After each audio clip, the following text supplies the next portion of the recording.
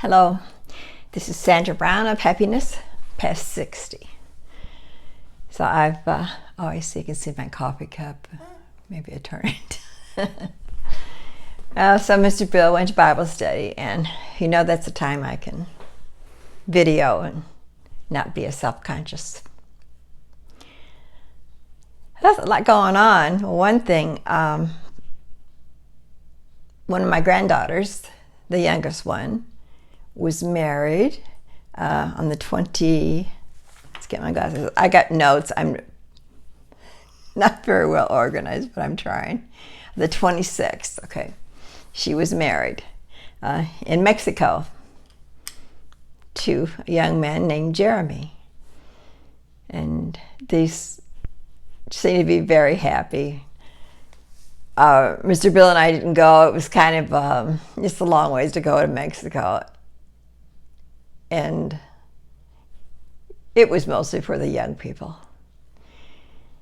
So I would like to maybe take a little trip. And they live in Texas. They have a home in Texas. And so maybe we can go and visit them then after the wedding. Also, this morning, I got a new great-grandbaby. And his name, I've never heard it before, but all my great-grandbabies have names I've never heard of before. So, but I looked it up to see what it meant. And his name is Evander, E-V-A-N-D-E-R. And in Scottish, it means a good man. I like that. 9 pounds and 5 ounces. And she ended up having to have a C-section. I don't know why yet, because this is just all new, and there's probably a lot going on up there in the hospital. And she's in Georgia, and I'm in Tennessee. So all these things are happening far away, but it's just exciting that life goes on. And maybe I'm getting older and you are too, but it's good to know that life does go on, and people are marrying and having babies. And this is my third great-grandchild. One day I'll do a story on the first great-grandchild. Her name was Sterling, and she was born with what they call Kabuki syndrome. It was named after the doctor who actually discovered what was going on here with these babies. But she was a precious little thing. They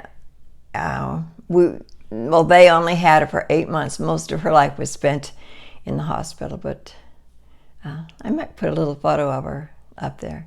But her name was, like I said, Sterling. Now, I'd never heard of that name, Sterling Nova. Nova is a star. So then they had another baby after that, a little boy named Ren. And I'll put Ren's picture on there, and he's absolutely adorable. He's a perfect little child. He's so cute. He's 2 years old.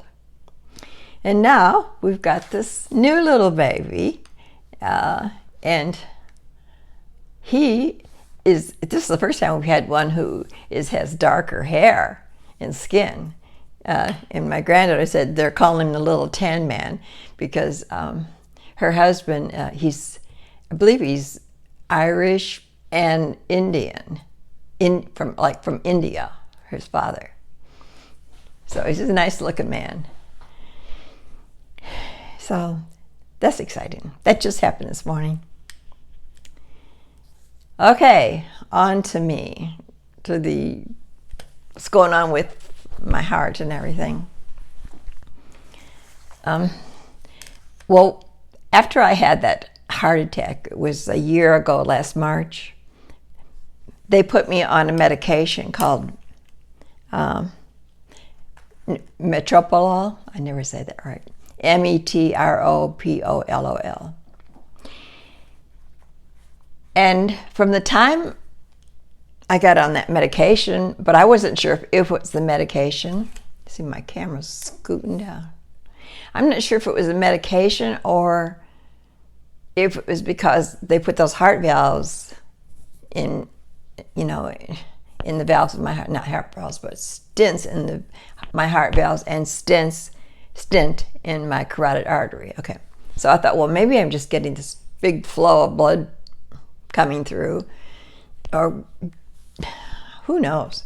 But I was getting these right off, these spells I felt like I was going to faint. And I'd like just be even just sitting in the car or something, and it's like, whoo, you know. So I did go to the doctor, not because of that, but for a regular checkup, and I mentioned it to her. And I think I told you this before, that she said I was swooning. And I'm like, swooning?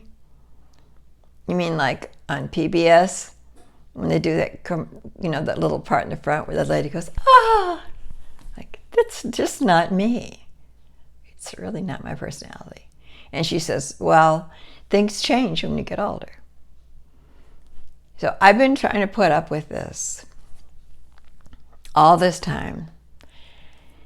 And then one day recently, we were in the car, and Mr. Bill was driving, and I kept having them. He said, did you just have another one? I go, I have them all the time. And he said, that's been 6 times since we've been in the car. He says, I was counting them. He says, you need to tell her when you go in. Well, I had an appointment coming up. So I thought, okay, I'll tell her then. And I promised him when I go in, I'll tell her. So I did. I said, you know, I'm still having those. I think I started to call them dizzy spells. And she goes, are you like, and I go, actually, it's not dizzy, it's like fainty. She says, well, I said, do you think it could be that medication? And she said, well, we need to put a heart monitor on you, which I did. Got the heart monitor on, wore it for 4 days, took a long time for it to come back. And I guess where they do the monitoring, they must have tried to call me 2 or 3 times. And I happened to see it, and I tried to call them back, and it went to the doctor's office, and they didn't know anything. The doctor hadn't had a chance to look at it. She's been out of town.